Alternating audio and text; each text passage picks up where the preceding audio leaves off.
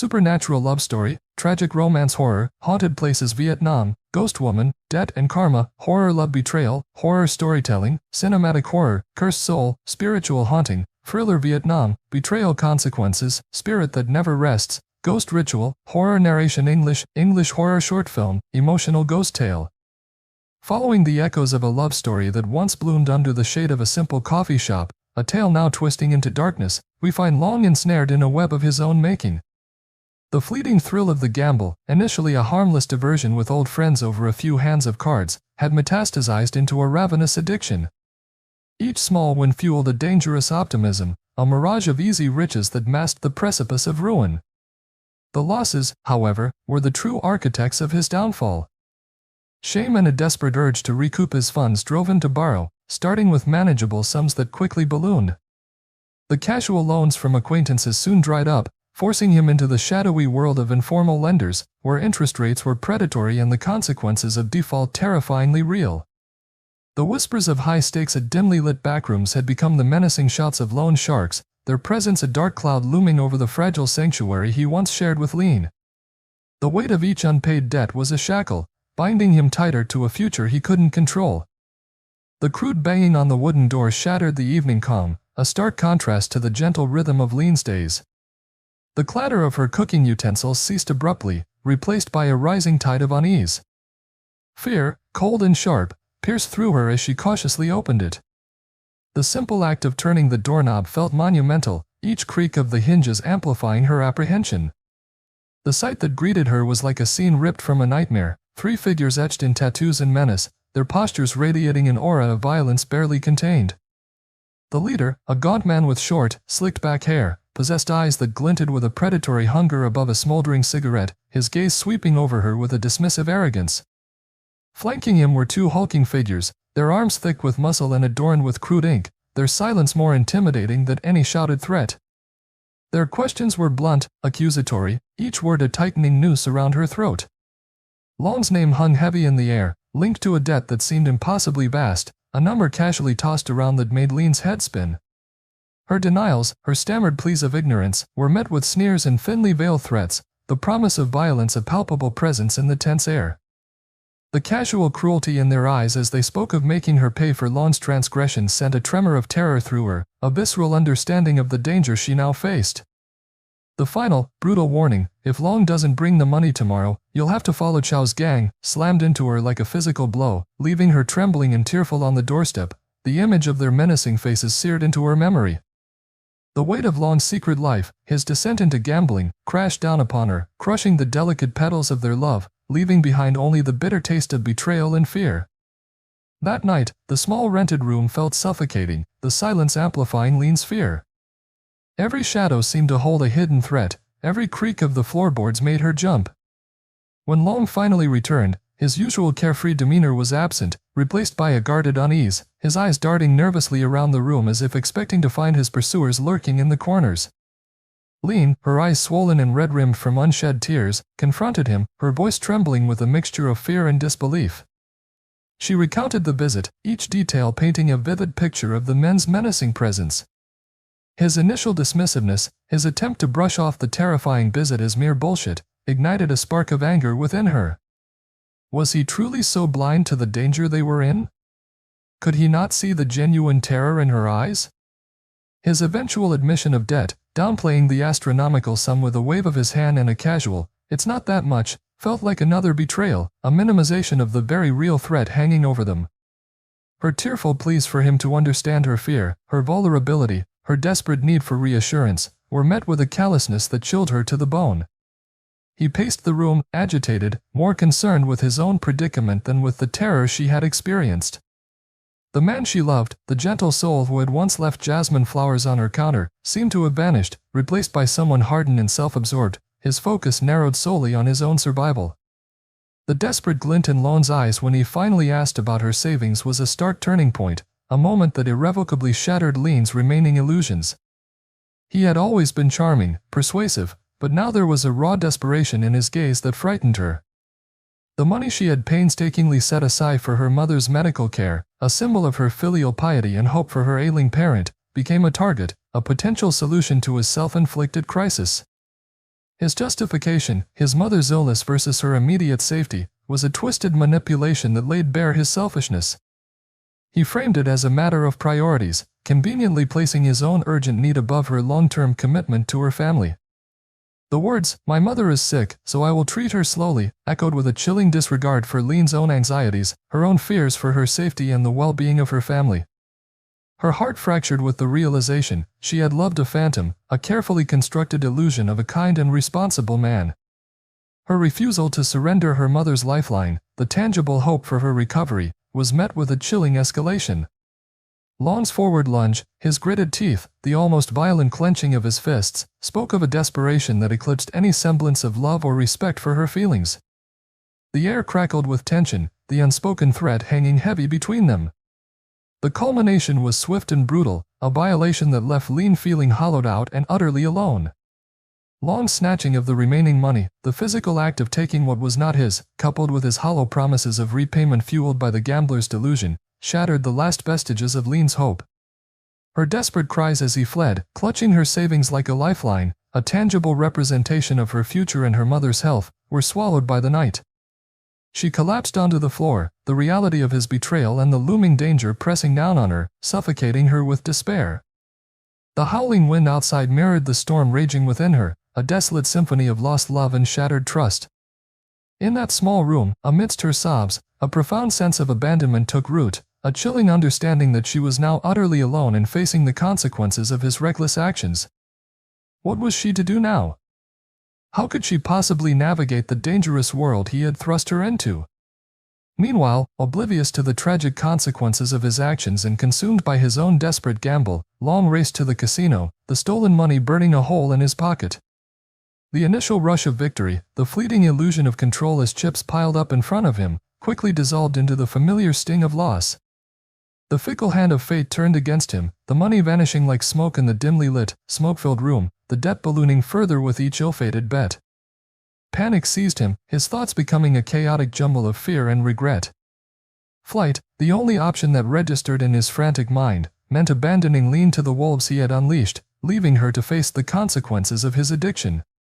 The fleeting image of her tear-streaked face, a momentary flicker of guilt, was swiftly banished, replaced by a primal instinct for self-preservation.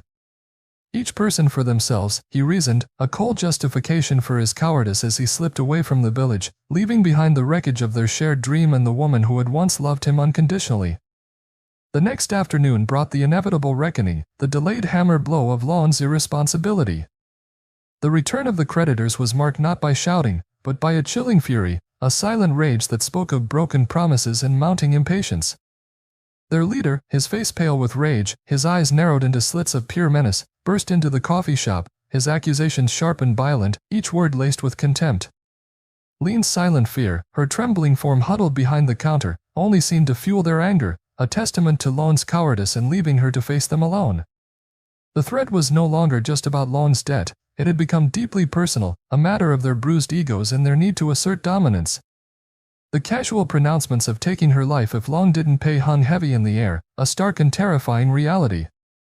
Before she could fully process the escalating danger, rough hands seized her, a gag muffled her terrified cries, and she was dragged out into the harsh sunlight, the familiar warmth of the day now a stark contrast to the icy grip of fear.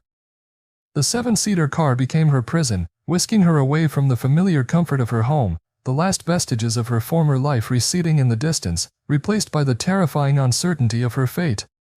The journey ended at the desolate beauty of High Van Pass, a place of breathtaking vistas now imbued with a sense of impending doom. The rising mist, like a ghostly shroud, enveloped the winding road, obscuring the treacherous curves and adding an eerie silence to the already isolated location. Under the pretense of a bathroom break, a sliver of opportunity presented itself, a desperate gamble born of pure survival instinct. As one of her captors stepped out of the car, leaving the door slightly ajar, a surge of adrenaline coursed through Lien. With a sudden burst of strength, she kicked out at the man sitting beside her, aiming for any vulnerable spot, then flung open the car door and plunged into the night, the rough asphalt scraping against her skin. The shouts behind her confirmed her desperate act of defiance, the angry yells echoing in the still night air. She ran blindly, the treacherous road and encroaching darkness her only companions, the fear of recapture lending her a fleeting burst of speed. Her lungs burned, her legs ached, each step a painful reminder of her captivity, but the primal instinct to survive propelled her forward, the hope of escape a fragile beacon in the overwhelming darkness. The roar of an engine shattered the silence, headlights piercing the darkness like predatory eyes, and then, a brutal, sickening impact, the force throwing her body into the air like a ragdoll. The sickening thud as she landed on the cold asphalt marked the abrupt and tragic end of her desperate flight. Panic erupted in the car, the initial shock giving way to a frantic scramble to assess the damage and the potential consequences. The driver stammered apologies, his face ashen in the dim interior light, were met with the cold fury of his companions, their concerns solely focused on their own safety and the disposal of the evidence. The casual dismissal of Lien's life, "What's done is done. Get rid of the body," was horrifying, a chilling testament to their utter lack of empathy. In the dense fog, under the silent watch of the ancient mountains, her lifeless body was carried to the edge of the cliff, her once vibrant spirit now reduced to a dead weight, and tossed into the abyss, disappearing into the darkness below. The wind howled through the pass, a mournful lament for a life extinguished too soon, a silent witness to the brutal injustice. The car sped away, its taillights disappearing into the mist, leaving behind only the silence and the lingering echo of injustice, a stark reminder of the cruelty that had shattered a young woman's life. Meanwhile, oblivious to the tragic consequences of his actions and still lost in the fog of his own self-pity, Lien found himself adrift in the anonymity of the eastern bus station. The cacophony of the city, once a familiar soundtrack to his privileged life, now amplified his isolation, each honking horn and shouted vendor's cry a reminder of the vibrant life he had squandered. He was a ghost of his former self, penniless and alone in the bustling crowd. The initial days were a blur of hunger and homelessness, a stark contrast to his former extravagance, the memory of fine dining and comfortable beds now a cruel taunt. He eventually found work as a construction laborer, the backbreaking toil a brutal reminder of his fall from grace. The foreman's harsh words and the physical demands were a constant humiliation, each aching muscle a testament to his past indolence. After a week, his body broken and his spirit crushed, he quit, returning to the streets, the cycle of despair continuing. Sitting on a Saigon sidewalk, watching the ebb and flow of city life, a pang of something akin to remorse, a fleeting shadow of guilt, pierced through Lien's self-absorption. He wondered about Lien, a vague curiosity about her well-being, unaware that his question hung in a void, unanswered and unanswerable. Exhausted and hungry, he drifted into a restless sleep, his dreams a nightmarish landscape of darkness and despair, haunted by a spectral figure with accusing eyes. Lien's spectral figure falling into an abyss, her eyes filled with horror and resentment, jolted him awake, leaving him gasping for breath in the harsh reality of his destitution. The sharp slap of a beggar, mistaking his tormented sleep for a seizure, brought him back to the harsh reality of his present existence, a jarring reminder of how far he had fallen. The encounter with the old beggar, a former shaman with eyes that seemed to see beyond the veil of the ordinary, took a bizarre and unsettling turn. The beggar's claim of seeing Lien's ghost beside him, whispering unheard words into Lien's ear as he slept, sent a shiver of unease down Lien's spine.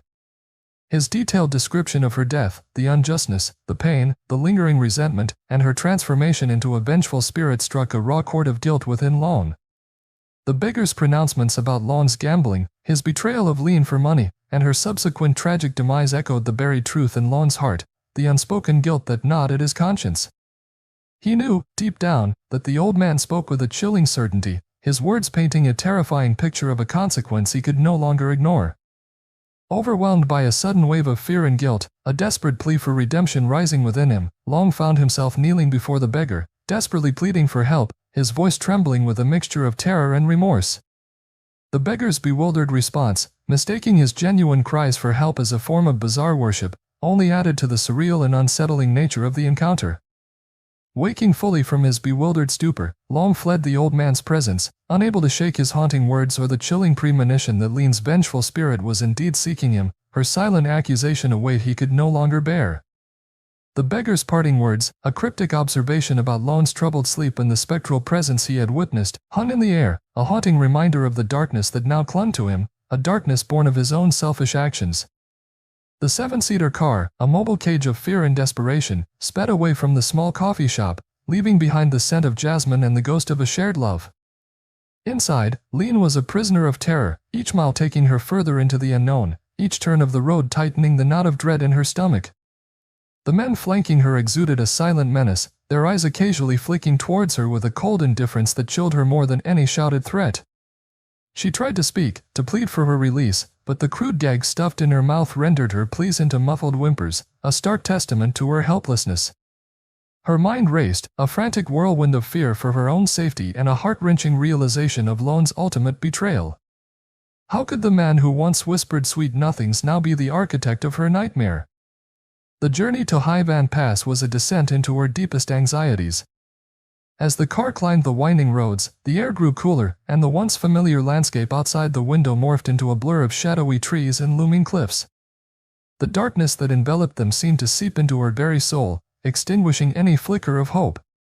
Each lurch of the vehicle, each sharp turn, sent jolts of panic through her bound body.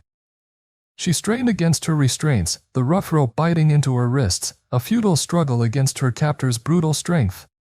Tears streamed down her face, silent rivers of despair in the dim light of the car's interior. The image of her mother, waiting for the money that was now gone, the medical care that might never happen, twisted in her heart, adding another layer of agonizing guilt to her already unbearable fear. When the car finally shuddered to a halt, the desolate beauty of Hai Van Pass offered no solace. The air was thick with mist, swirling around the vehicle like ghostly apparitions, the silence broken only by the distant roar of the unseen ocean. It was a place of wild, untamed beauty, now transformed into a stage for her potential demise. The casual announcement of a bathroom break by one of the men was a flicker of opportunity, a desperate spark in the overwhelming darkness. As the car door opened and one of her captors stepped out, a surge of adrenaline, the raw instinct for survival, flooded Lien's senses. It was a long shot, a gamble with her life as the ultimate stake, but the alternative, a slow, agonizing end at their hands, was unthinkable. With a sudden, desperate surge of energy, fueled by a primal will to live, Lien thrashed against the man beside her, her bound feet finding purchase against the seat as she launched a desperate kick. The unexpected force caught him off guard, a grunt of surprise and pain escaping his lips. In that chaotic moment, she lunged towards the open car door, throwing her weight against it, and tumbled out into the cold night air. The rough asphalt scraped against her skin as she hit the ground, but the pain was a distant sensation, overshadowed by the urgent need to escape. "It's running! Damn it, chase her!" One of the men roared, their angry shouts echoing in the mist-shrouded pass. Lien scrambled to her feet, her legs pumping with a frantic energy born of pure terror. The treacherous road, slick with mist and littered with loose gravel, offered no easy footing. The darkness pressed in on all sides, the beam of a single flashlight behind her a constant reminder of the danger pursuing her. She ran headlong, ignoring the sharp rocks that cut into her bare feet, her lungs burning with each desperate gasp for air. Her heart hammered against her ribs, a frantic drumbeat urging her onward. She didn't dare to look back, her only focus the desperate hope of finding salvation in the overwhelming darkness. But human endurance has its limits. After a short, desperate sprint, her legs began to buckle, her breath coming in ragged gasps, the initial surge of adrenaline fading, replaced by a bone-deep exhaustion. Then, the unmistakable roar of an engine shattered the silence, growing louder with terrifying speed. Blinding headlights pierced the darkness, illuminating her fleeing figure like a deer caught in the glare. The car, a metal beast fueled by malice, rushed forward like a predator closing in on its prey. There was a moment of stark, horrifying clarity, the realization that her desperate escape had failed. The impact was brutal, sickening, a violent force that ripped through her fragile body. She was flung high into the air, a helpless doll tossed aside by an uncaring hand, the fleeting image of the cold, indifferent headlights burned into her final moments of consciousness. The sickening thud as she landed on the cold, unforgiving asphalt marked the abrupt and tragic end of her desperate flight, her life extinguished in a brutal, senseless act. "Damn it! I didn't mean to. I didn't mean to." The driver stammered, his face a mask of shock and fear in the dim light. "What the hell are you doing, you son of a... I told you to scare her, not kill her." Another voice erupted from the car, laced with anger and a chilling disregard for the life that had just been extinguished. I panicked. My foot slipped on the accelerator, the driver choked out, his hands trembling on the steering wheel. They stumbled out of the car, the scene illuminated by the headlights a gruesome tableau of violence.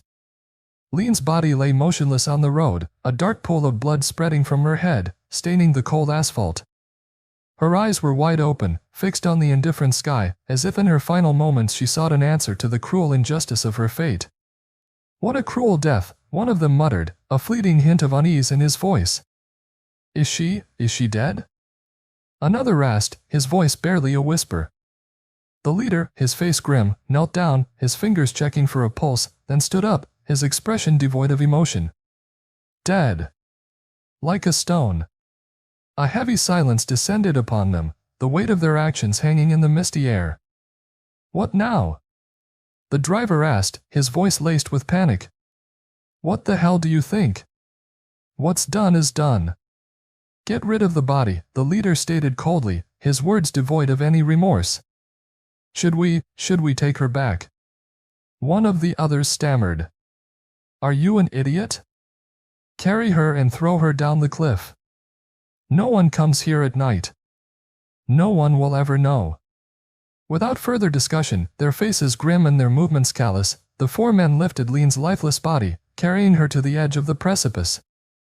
Thick fog swirled around them, obscuring the abyss below, the only sound the mournful howl of the wind, a lament for a life so unjustly taken. 1, 2, 3. They released her, her body tumbling into the darkness, disappearing into the jagged rocks and dense foliage below. "Let's go," the leader commanded, his voice flat. The car doors slammed shut, the engine roared to life, and the vehicle disappeared into the swirling mist, leaving behind only the silence and the lingering echo of a tragic, brutal end. The injustice of it all hung heavy in the air, a silent scream lost in the vast emptiness of the night. As Lien's life was so brutally extinguished on the desolate Haivan Pass, a place now forever stained with her tragic end, the wheels of fate, it seemed, had begun to turn, though their grinding would be slow and agonizingly delayed. The act of such callous disregard for human life, the casual disposal of a young woman as if she were nothing more than unwanted refuse, would surely leave an indelible mark on the very fabric of that lonely stretch of road. The mountains, silent witnesses to countless human dramas, now held the secret of a profound injustice, a secret whispered on the wind and carried in the swirling mists. And the spirit of the wronged, as the old beggar would later suggest, often lingers, seeking a balance that the mortal world failed to provide. The echoes of Lien's final moments, the desperate flight, the sickening impact, the cold indifference of her killers, would perhaps forever haunt the desolate beauty of Haivan Pass, a silent testament to a life cut short and a love story turned into a tragedy. The question remained, would justice, in some form, ever find its way to those who had so carelessly extinguished a young life? And what of Lien, the catalyst for this terrible chain of events, now adrift in his own sea of despair? Would he ever come to know the true cost of his selfish actions? The answers, like the swirling mists of Haivan, remained elusive, shrouded in an uncertain future. Adrift in the urban sprawl after his desperate flight, Lien found no solace in the anonymity of the crowds. The vibrant energy of Saigon, once a playground for his carefree days, now felt like a mocking reminder of his isolation. Each passing face was a stranger, each bustling shop a world he no longer belonged to. Gone were the easy comforts, the readily available cash, the fawning acquaintances. Now, hunger gnawed at his stomach, and exhaustion clung to him like a second skin. Sleep offered no escape, only a relentless replay of Lien's terrified face as she fell into the abyss of his nightmares. The old beggar's unsettling words, the chilling pronouncement of Lien's spectral presence, clung to him like a shroud, a constant whisper of his guilt. Days bled into weeks, each one a monotonous cycle of searching for scraps of food and a fleeting moment of rest in the city's underbelly. The construction site, a brief respite from utter destitution, had proven too demanding, his soft hands and privileged past ill-equipped for the backbreaking labor. The foreman's scorn echoed the silent accusations in his own heart. Back on the streets, the initial shock of his fall had hardened into a dull ache of despair. He was a shadow of his former self, haunted by the ghost of the woman he had betrayed, a ghost that the old beggar claimed was far more real than Lien dared to believe. Was it just the guilt-ridden imaginings of a desperate man, or was Lien's spirit truly tethered to his, a silent accuser in his waking hours and a tormentor in his dreams? The beggar's insistence that Lien's death was unjust, that her resentment burned bright in the spectral realm, had planted a seed of terror in Lien's already fertile ground of guilt. He couldn't shake the feeling that he was being watched, that unseen eyes followed his every move. One sweltering afternoon, huddled in the shade of a dilapidated building, the beggar's words echoed with renewed intensity. She's looking for you, the old man had rasped, his gaze unnervingly direct. A spirit wronged seeks balance. You tipped the scales, young man. Now you must face the consequence. Lien had tried to dismiss it as the ramblings of a madman, but the vividness of his nightmares, the persistent feeling of a cold presence nearby, chipped away at his skepticism.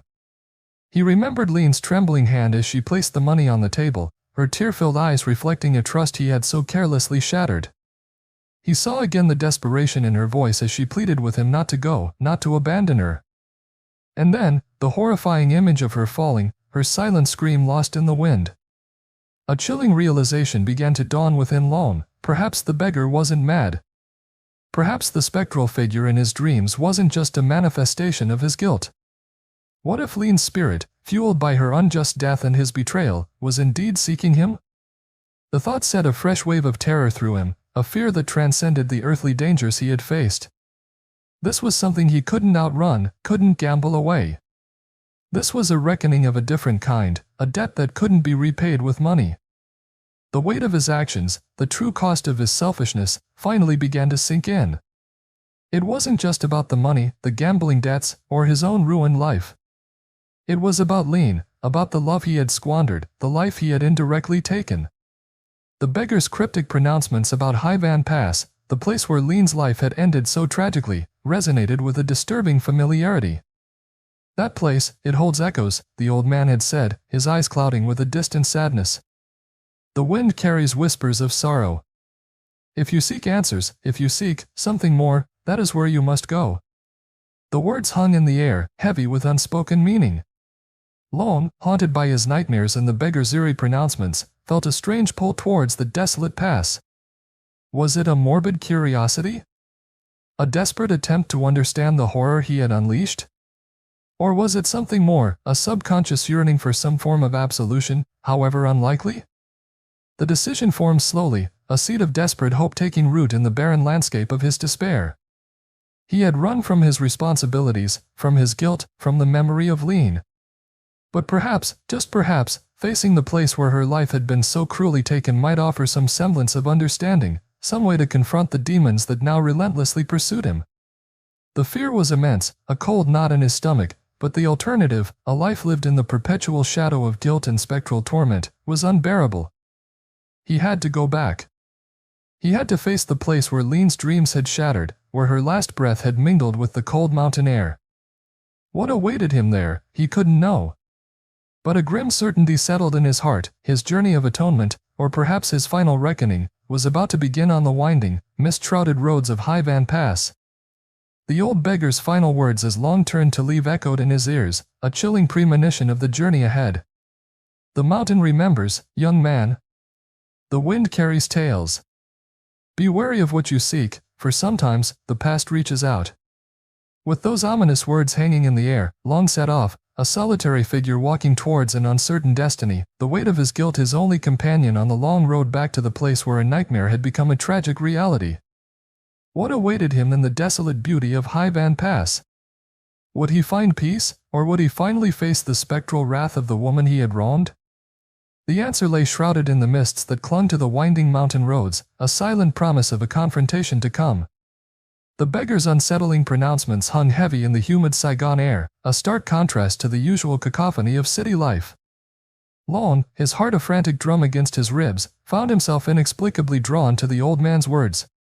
Could there be truth to the spectral visitations, the whispers from beyond? The sheer conviction in the beggar's eyes, coupled with the undeniable terror of his own nightmares, chipped away at his skepticism. He had to know more. He had to understand the weight of the karma the old man spoke of.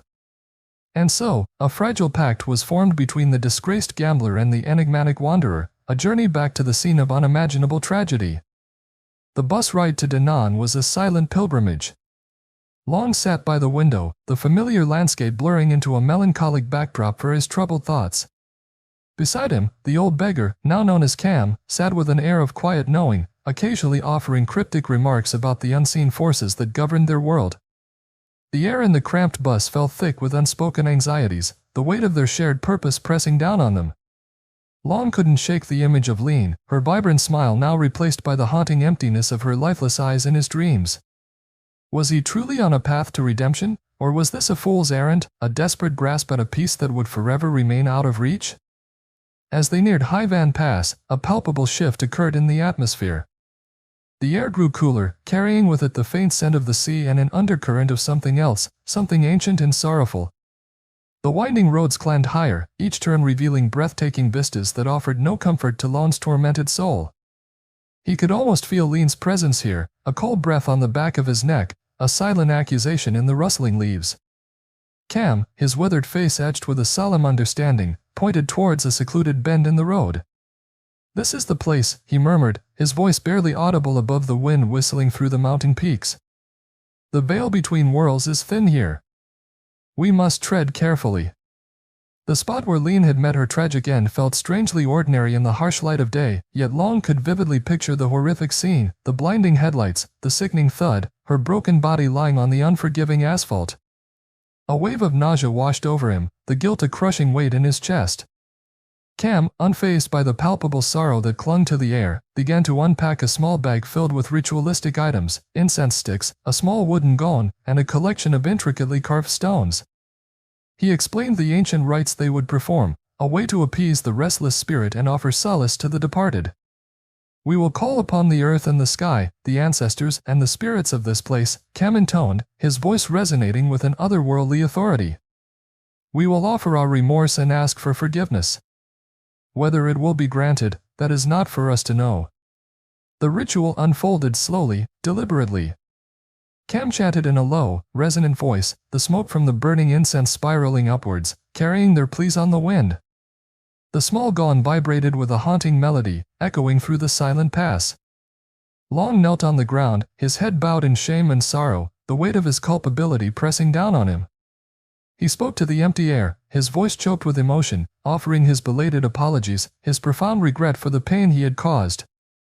He didn't know if Lien's spirit could hear him, if forgiveness was even possible, but the act of acknowledging his guilt, but facing the consequences of his actions at the very place where her life had been extinguished, felt like a necessary first step. As the sun began its descent, casting long, eerie shadows across the mountain, Cam concluded the ritual. The air felt different, somehow lighter, though the undercurrent of sorrow remained. "The spirits have heard us," Cam said quietly, his gaze fixed on the swirling mist that began to creep up the mountainside. "Whether they are appeased, time will tell. The wheel of karma turns slowly, but it never stops." Lon stood up, his body weary but his spirit slightly less burdened. He had faced the place of Lien's death, had offered his remorse.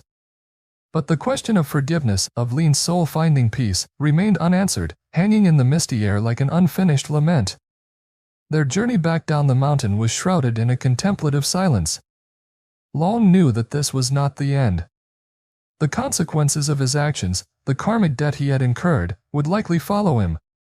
Whether Lien's spirit would find eternal rest, whether he himself could ever truly atone for his betrayal, remained uncertain. The concept of luan hoi, of the cyclical nature of existence, of actions, and their inevitable repercussions, weighed heavily on his mind. Had he set in motion a chain of events that would bind him to Lien's tragedy for lifetimes to come? The answer, like the swirling mists of Hai Van Pass, remained elusive, a haunting reminder of the intricate and often unforgiving tapestry of cause and effect. The journey to Hai Van Pass and the subsequent rituals performed by Cam marked a turning point for Lon, a confrontation with his past and its devastating consequences.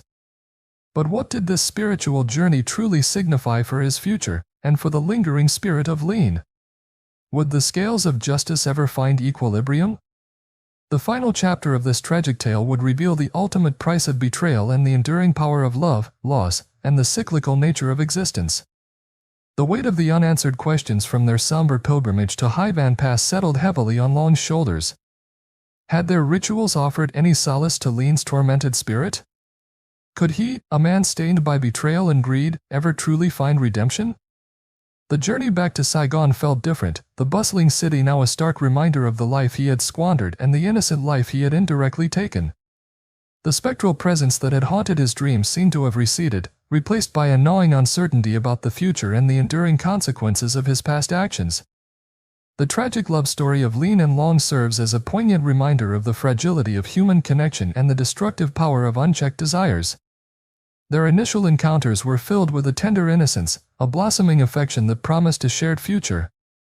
Lien, with her quiet grace and unwavering devotion, offered Long a chance at a life grounded in genuine emotion, a stark contrast to his previous existence of fleeting pleasures and superficial relationships. For a brief period, it seemed that love had the power to transform him, to steer him away from the perilous path of self-indulgence.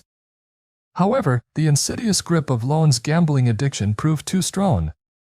Like a creeping vine, it choked the nascent beauty of their love, twisting his intentions and corrupting his actions. His secret forays back into the world of chance, initially presented as harmless stress relief, escalated into a desperate cycle of wins and losses, fueled by a dangerous blend of intoxication and rage. The mounting debts became a tangible manifestation of his moral decay, a ticking time bomb that would inevitably shatter the delicate world he had built with Lien. The arrival of the debt collectors at Lien's humble abode marked the brutal intrusion of Long's reckless choices into her innocent life. The threats and intimidation she endured highlighted the devastating collateral damage of his addiction, the way his personal failings had far-reaching and terrifying consequences for those who loved him. Lien's tearful pleas and the heartbreaking decision to offer her savings, meant for her ailing mother, underscored her unwavering love and trust, a trust that Long would ultimately betray in the most callous manner. The pivotal moment of betrayal, Long's desperate snatching of Lien's remaining money, was not merely an act of greed, it was a profound violation of their bond, a shattering of her faith in him and in the very foundation of their relationship. His hollow promises of repayment, uttered with a self-serving conviction, revealed the depth of his delusion and his utter disregard for Lien's sacrifice. As he fled into the night, clutching the stolen money, he left behind not only a heartbroken woman but also set in motion a chain of events that would lead to unimaginable tragedy. Lien's desperate escape and her horrific death on the cold, dark Haivan Pass stand as a stark testament to the brutal consequences of Long's selfishness. Her final moments, her wide, unseeing eyes reflecting the terror and betrayal she felt, became a haunting image, a symbol of the innocent life extinguished by another's reckless actions. The callous disposal of her body, the perpetrator's attempts to erase their crime, further amplified the injustice of her fate, leaving her spirit trapped in a cycle of resentment and a yearning for retribution.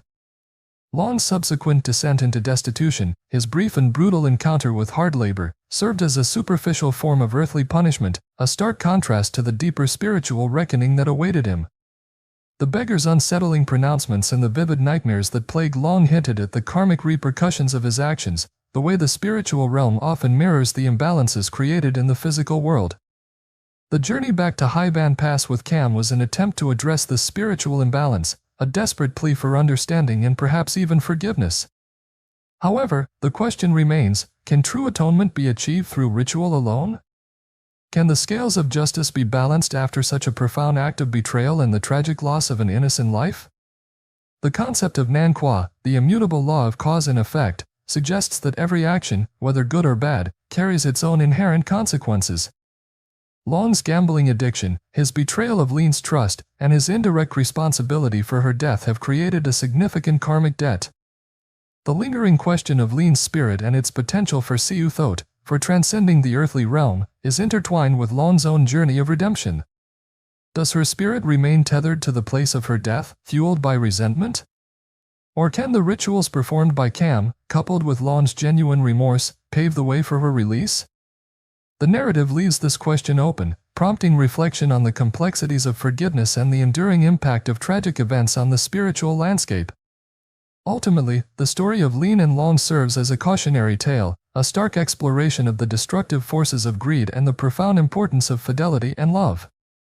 It underscores the devastating consequences of wrongful actions and the enduring power of the law of cause and effect. The spiritual haunting that plagued Long serves as a reminder that our actions not only have tangible repercussions in this life but can also create ripples in the unseen realms. The tragedy of Lien and Long leaves a lasting impression, prompting contemplation on the fragility of love, the corrosive nature of betrayal, and the inescapable consequences of our choices. It highlights the intrinsic value of compassion, empathy, and the importance of honoring the trust placed in us. The open ending invites readers to ponder the complexities of forgiveness, the possibility of redemption, and the enduring echoes of our actions in the vast and intricate tapestry of existence, a poignant reflection on the interconnectedness of human lives and the timeless principles that govern our universe.